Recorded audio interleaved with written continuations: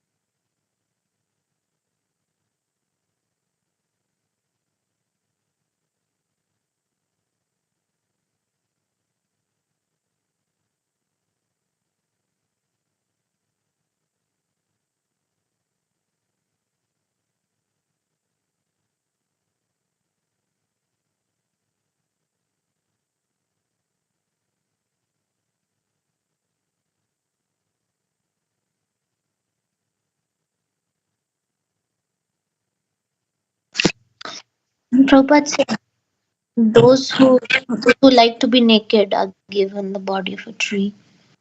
And Nalkovera Manigriva, they were bathing naked in the water, right? And Narad Muni cursed them to become trees. The punishment.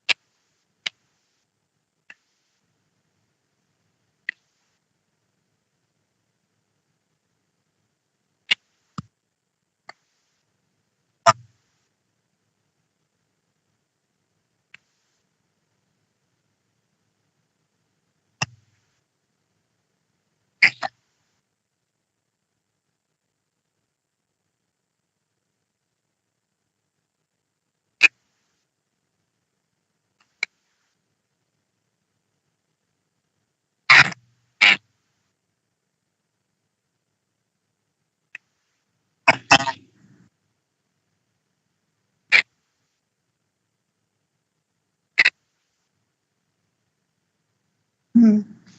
And this is also the example of that High Court judge who is given all the resources, facilities, servants, bungalow, but if he doesn't do his work properly, then everything is taken away from him. So, when we get an opportunity in the human body to undergo advancement, self realization, but if we don't use that opportunity, then we get a lower birth in the next.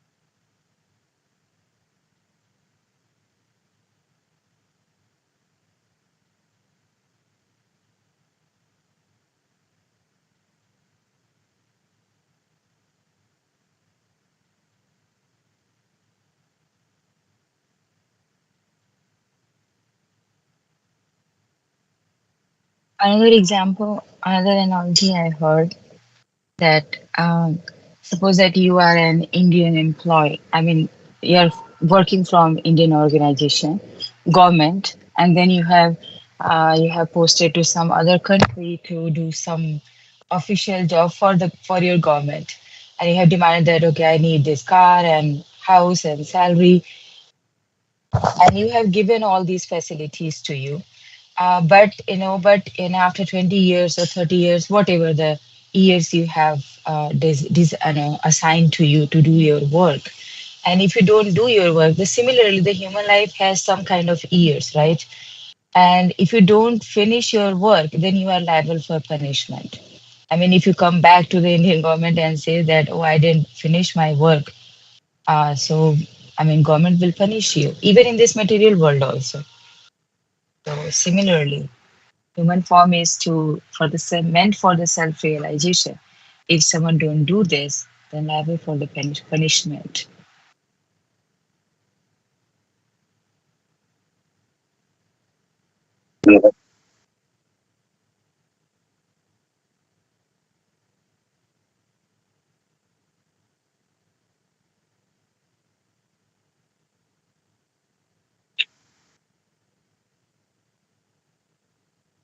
Right.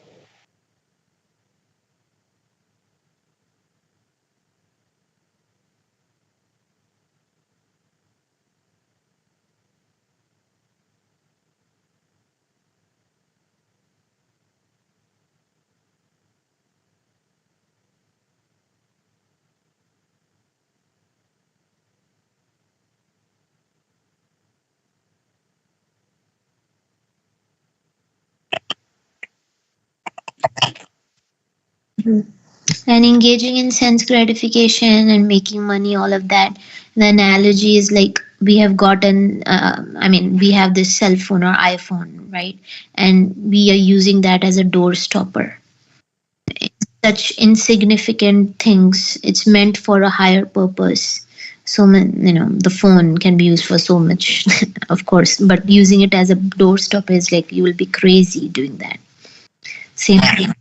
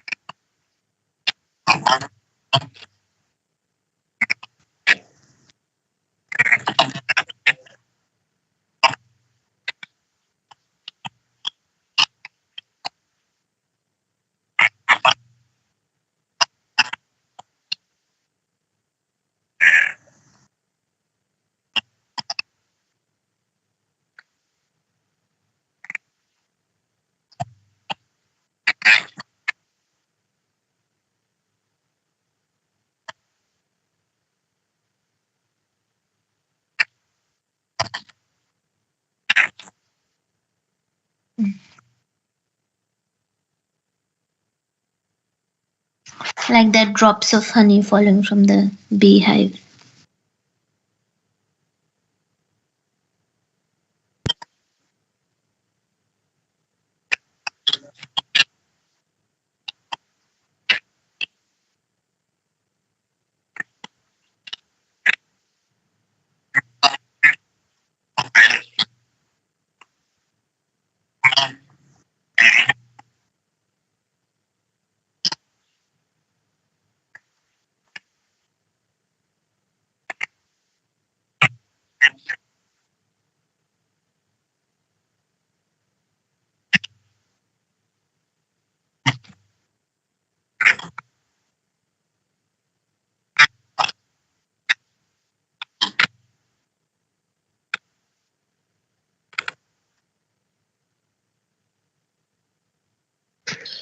Prabhuji, not for everyone life is very hard. Like we see people like who have everything, like have been available, like good facilities and everything they have. So for them, like when they don't struggle, like they don't realize that much, like life is that much struggleful.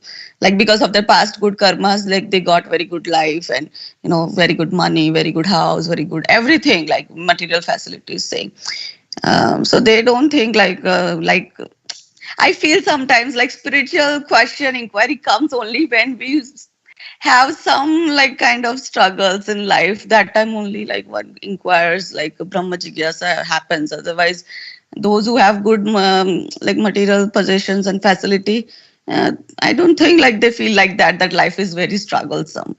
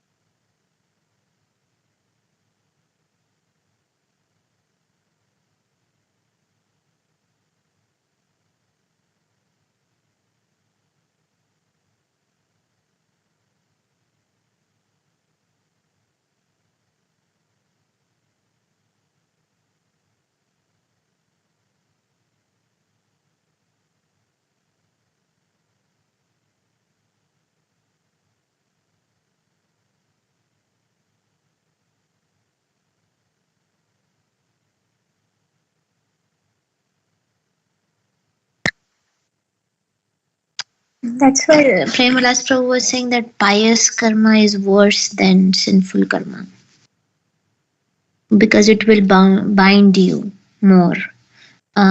Because sinful karma, you will get a sinful reaction. Finally, you will be suffering and will come to Krishna.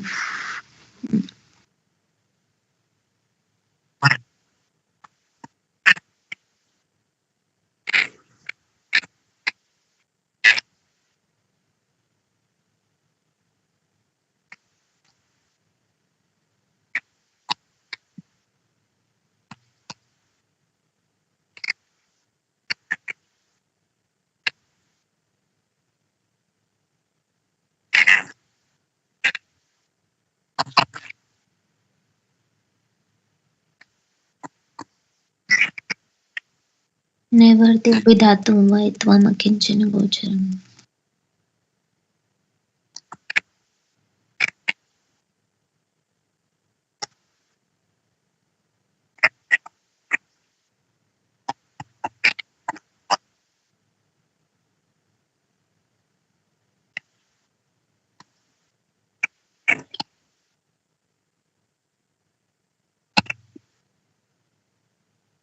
Mm.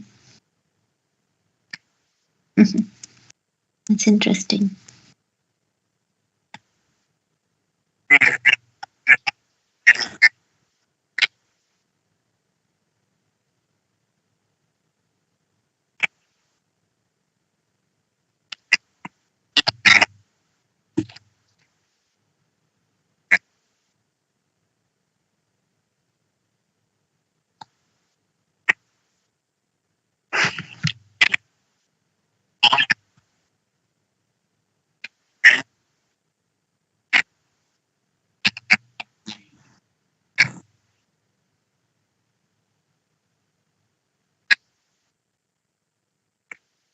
Yeah.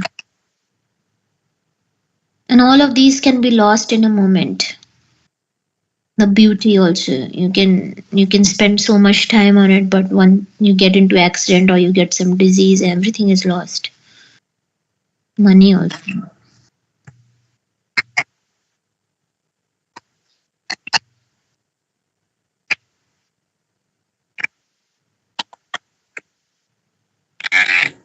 So yes.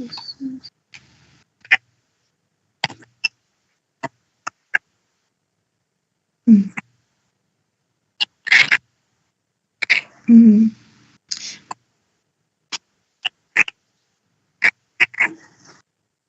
Mm.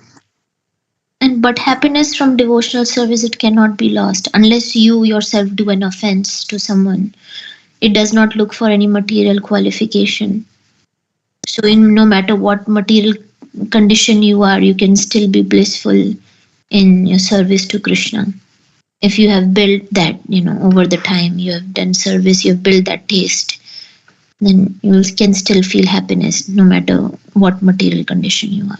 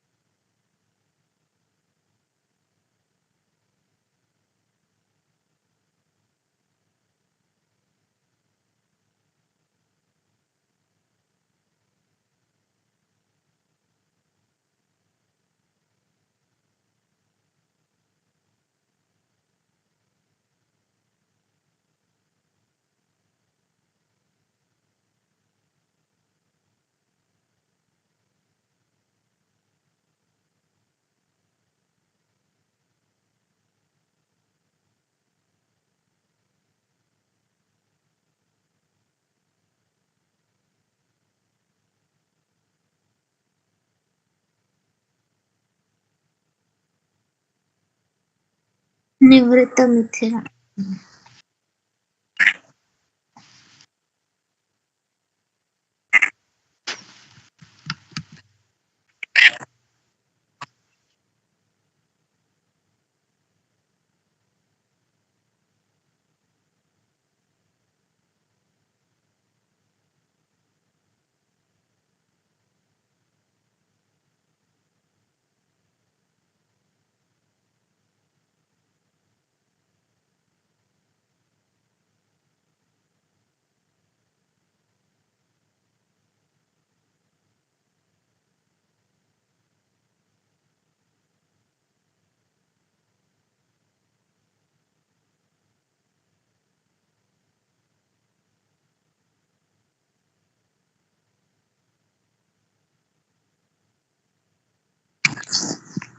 But there were two things, right?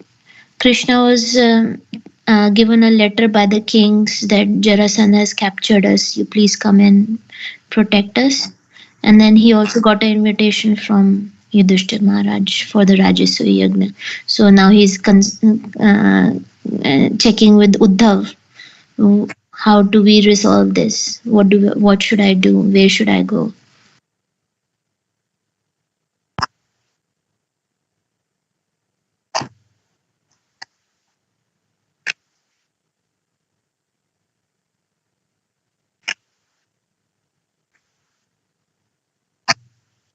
Mm.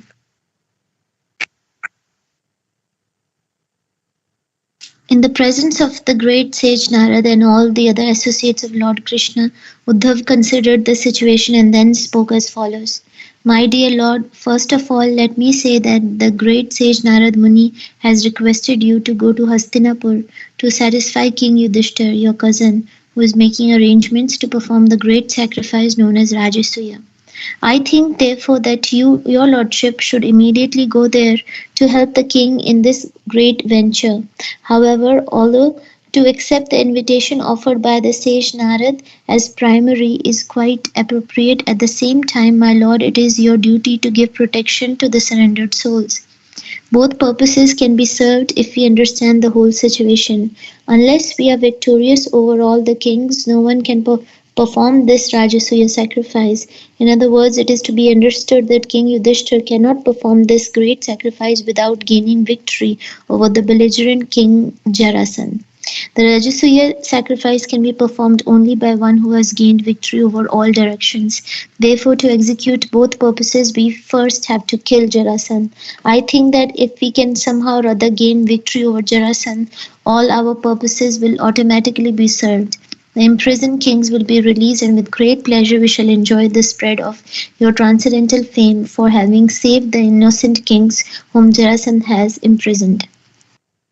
But King Jarasandh is not an ordinary man. He has proved a stumbling block even to great warriors because his bodily strength is equal to the strength of 10,000 elephants.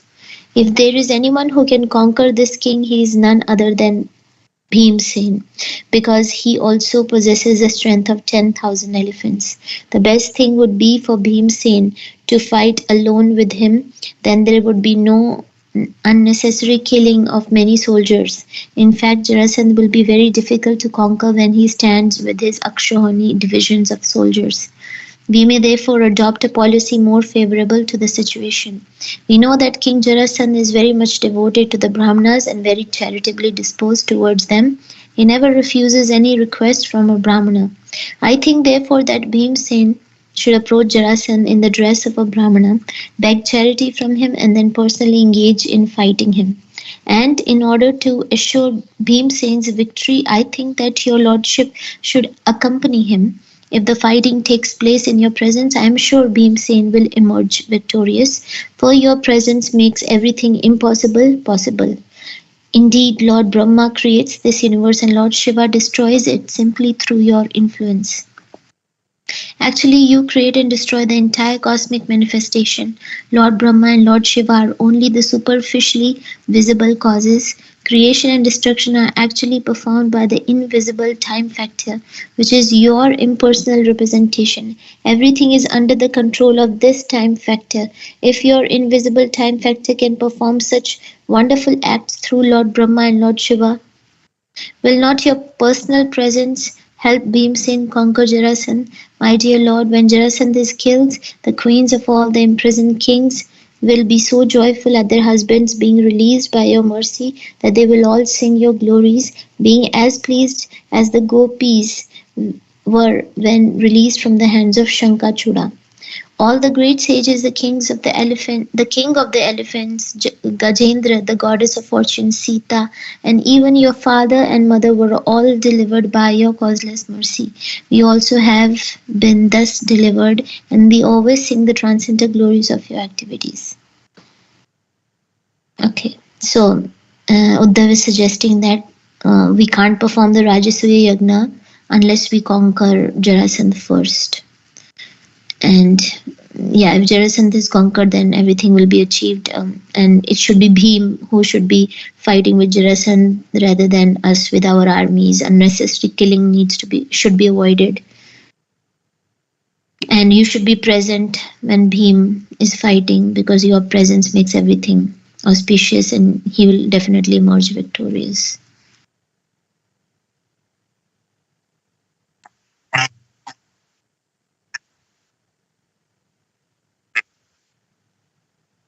Mhm.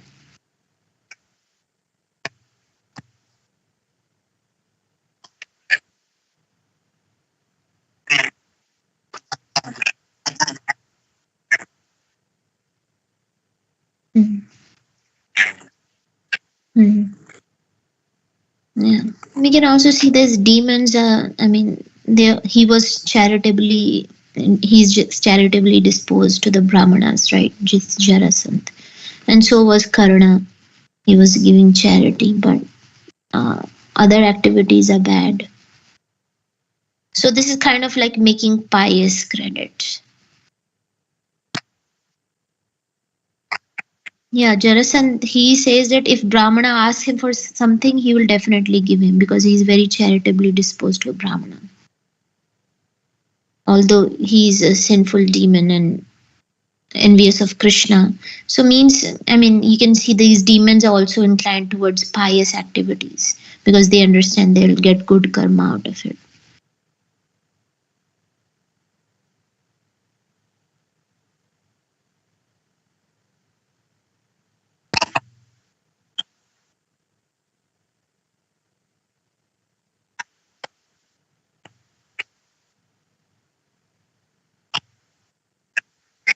Yeah. Hmm. Yeah. He Krishna only suggested the plan for this um, Ashwathama also kill the elephant, and so Dronacharya will be killed. So, I mean, the whole Kurukshetra war was won because Krishna was telling them this is how you should do it.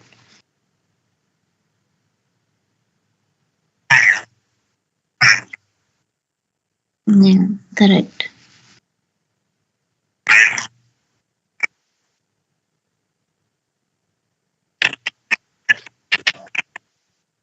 Hmm.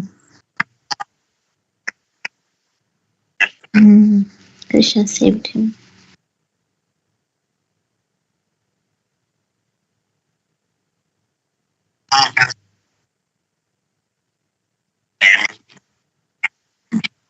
नारदस्य चागतमदन्वती मज्तुना तप्तस्य तत्प्रतिविधीर्य इहञ्जश्रेष्ठस्तावद्विभो तनुभृतं त्वदुपेक्षितानि.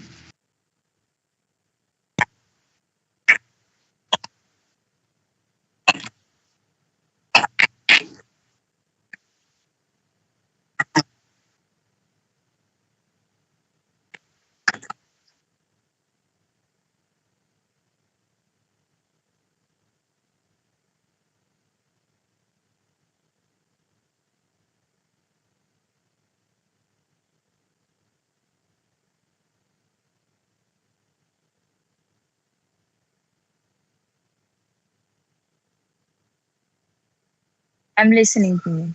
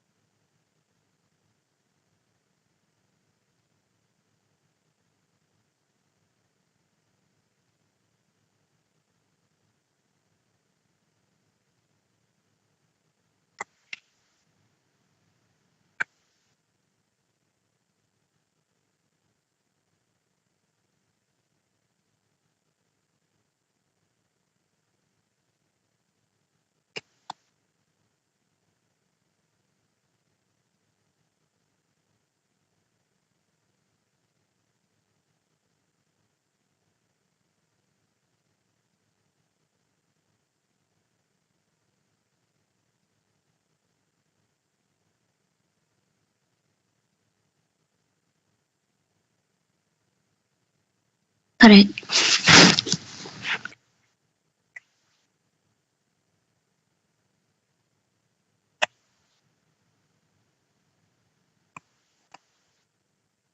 Mm-hmm. Kind of.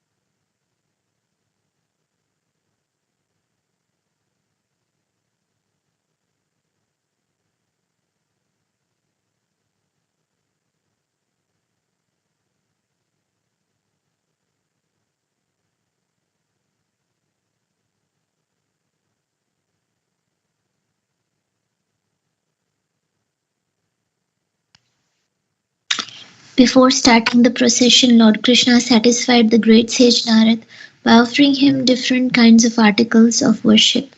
Narad ji wanted to fall at the lotus feet of Krishna, but because The Lord was playing the part of a human being. He simply offered his respects within his mind, and fixing the transcendental form of the Lord within his heart, he left the assembly house by the airways. Usually, the sage Narad does not walk on the surface of the globe but travels in outer space. After the departure of Narad, Lord Krishna addressed the messenger who had come from the imprisoned kings and told him that they should not be worried, for he would very soon arrange to kill the king of Magad, Jarasan.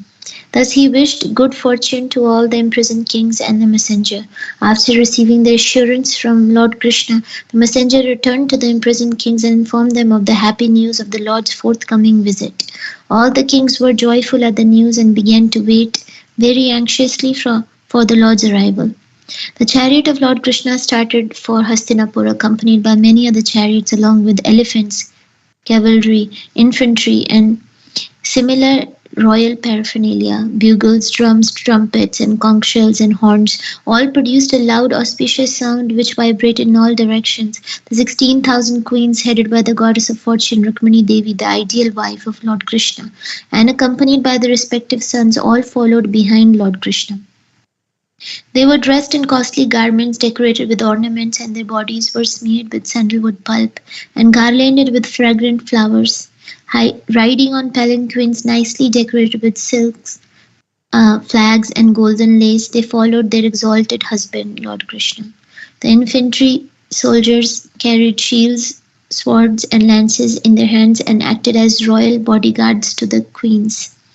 In the rear of the procession were the wives and the children of other followers, and there were many society girls also following.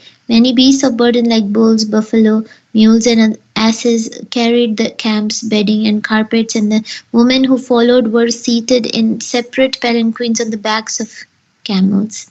This panoramic procession was accompanied by the shouts of the people and was full with the display of different colored flags, umbrellas, and whisks, and different varieties of weapons, dress, ornaments, helmets, and armaments. Shining in the sunlight, the procession appeared just like an ocean with high waves and sharks. In this way, the procession of Lord Krishna's party advanced towards Hastinapur, New Delhi, and gradually passed through the kingdoms of Anartha, Gujarat, Sauvir, Surat, the great desert of Rajasthan, and then Kurukshetra. Between these kingdoms were many mountains, rivers, towns, villages, pasturing grounds, and mining fields. The procession passed through all these places in its advance. On his way to Hastinapur, the Lord crossed two big rivers, Drishadwati and Saraswati. Then he crossed the province of Panchal and Matsya. In this way, he ultimately arrived at Hastinapur or Indraprasth.